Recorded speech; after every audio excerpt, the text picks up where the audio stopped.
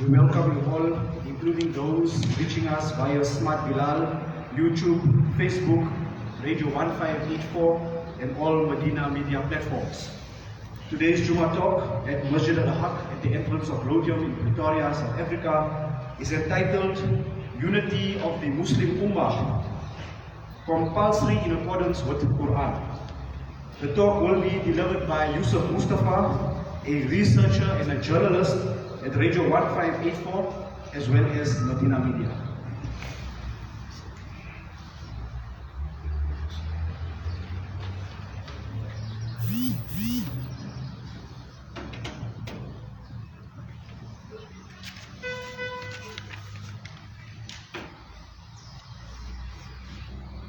أعوذ بالله من الشيطان الرجيم بسم الله الرحمن الرحيم.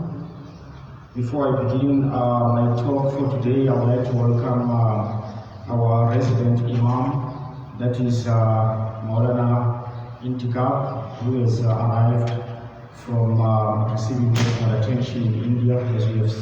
As you know that he hasn't been well, but Alhamdulillah, Allah is so great. He has brought him back to us safely and in sound health. Alhamdulillah, we make dua that he strengthen all of us, inshallah.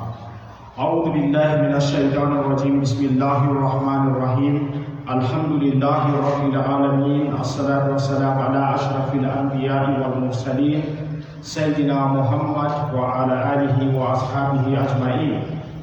السلام عليكم ورحمة الله وبركاته. I seek refuge in Allah subhanahu wa ta'ala against Shaitan, the rejected one. I begin with the exalted name of Allah subhanahu wa ta'ala. Praise be to Him, Lord of the worlds. Peace and salutations be upon all the Anbiya and those Muslims who assisted Nabi Muhammad sallallahu alaihi wasallam to raise the message of Islam until it reaches us today. And may peace and blessings be upon the esteemed family members of Nabi Muhammad sallallahu alaihi wasallam who stood by him thick and thin until we are today Muslims that we are. Honorable colleagues and friends, I greet you in the name of peace. Now, this peace, it is very unfortunate that we yearn for this peace, and yet it is very difficult today to experience this peace. You are well aware that today the world is going through turmoil. We are going through chaos. We are going through unhappiness. We are going through different diseases, viruses, fights, uprisings. Everything that is negative is taking place today. And we are so quick to point the finger at other forces besides ourselves as Muslims. Have we ever sat down and pondered that maybe we are the ones to blame for all the chaos taking place around the world? Now, before we go into detail, let's look at this ayah of the Holy Quran in chapter 8, verse 73, regarding the chaos that is happening around the world. Allah subhanahu wa ta'ala has got the answer. It says, أعوذ بالله من الشيطان الرجيم بسم الله الرحمن الرحيم. The unbelievers are united in protecting one another. Unless you Muslims do so, that is, unite with one another, there will be tumult, oppression, and chaos in the world. And there will be great mischief if Muslims don't unite with one another. Sadaqallahu al-Azim. This is in chapter 8 of the Holy Quran, ayah 73. So this is the answer. Allah says, look at all the chaos that is happening. Look at the oppression that is happening. Look at the corruption that is happening. The killings. It is because you Muslims, you are not united, and the kuffar is what? Is united. Now remember Allah subhanahu wa ta'ala, one of the last ayats that he revealed, what did he say? He says, Bismillahir Rahmanir Rahim, this is in chapter Ma'idah, ayah 5, or rather chapter 5, ayah 4. What he says? He says, Bismillahir Rahmanir Rahim, today I have perfected your religion for you and completed my favor upon you and chosen for you Islam as your religion. Now listen to this ayah very carefully. Allah says, I am giving you this deen in a golden plate and a golden spoon. It is perfect. And I have chosen you Muslims as perfect people to eschew whatever evil is on earth. And again, Allah says, if you don't take this deen seriously, there will be oppression and corruption on earth. And these words were emphasized by Nabi Muhammad sallallahu alaihi wasallam. He says, on the day of judgment, Nabi Muhammad sallallahu alaihi wasallam is going to stand up and say, Ya Allah, they have made a mockery of the Quran. That is why there is oppression. That is why there is corruption. That is why there is injustice on earth. Because Muslims, what have we done to the deen, to the perfect deen that Allah has given us? We have divided ourselves into different sects, into different factions. The same perfect deen that Allah says He has given us, what have we done to it? We have dragged it in the mud. And we've got ulama who say we are going to be divided into 73, 72, 75 sects. Where is that in the Quran? Because Allah says, I have given you this one deen. I have given you one rock. I have given you one Nabi, the last Nabi. I have given you one kitab, the Quran. Where is the 73?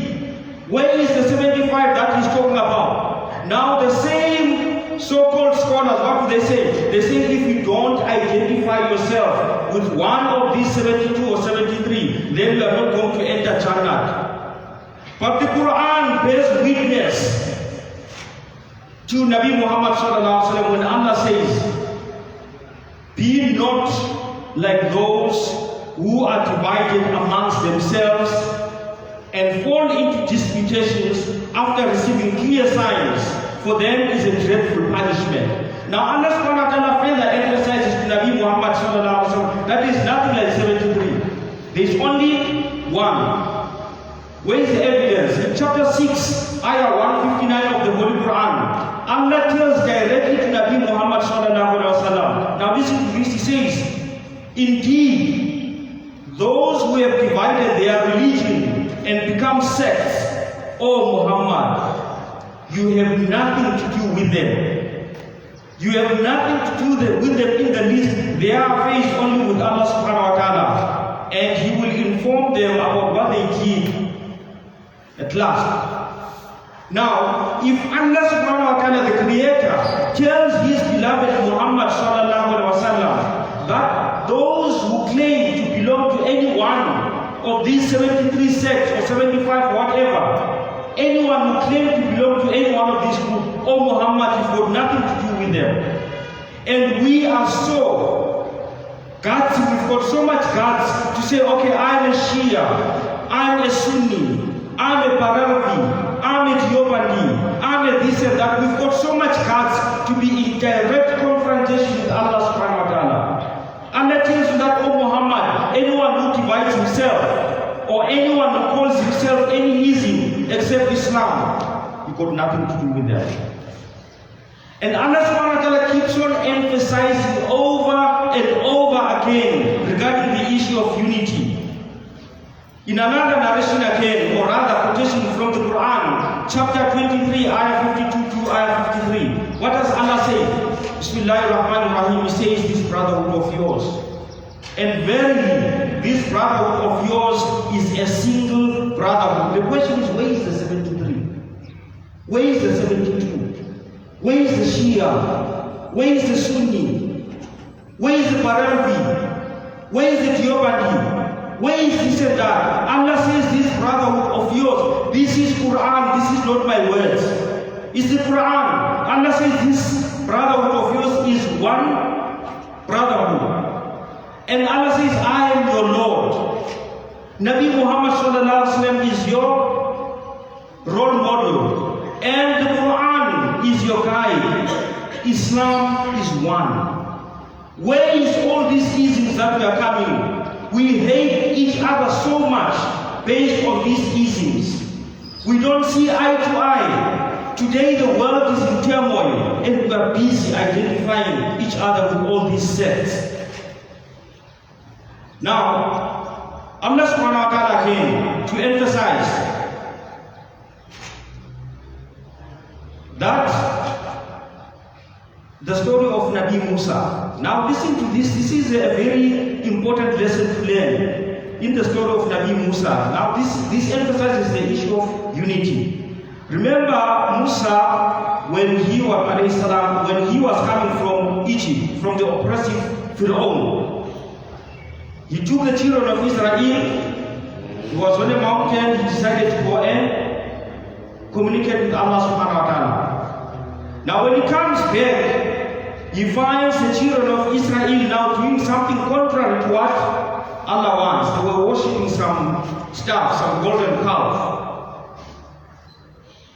Now, Nabi Musa, we know Nabi Musa was very harsh, and it was 1 minute was enough for him to give you a step or a punch, because he grabs Harun alayhi salam. Harun says, oh, the child of my mother, please don't hit me. The reason why I did not reprimand them, I know what they are doing is wrong, but because of unity. Because I wanted us to be united and reach our destination in one form. Because unity is so fundamental, I did not reprimand them. I waited for you to come with the wise words of keeping that unity while you're driving away from shirk. He said, I did not reprimand them because of what? Of unity. So Allah subhanahu wa ta'ala says that there is no way that will attain peace and justice on earth until Muslims are united.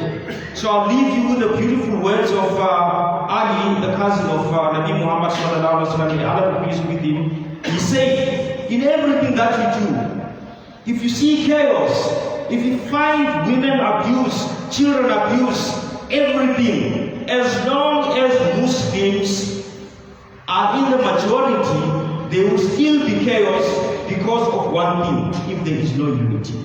If your hearts are not united, you will see all these viruses that are taking place, all these women abuse, all this corruption that we are accusing the political parties to be involved in, because we as Muslims, we are not united to establish what the Quran emphasizes, that is unity. Assalamu alaikum wa rahmatullahi wa barakatuh.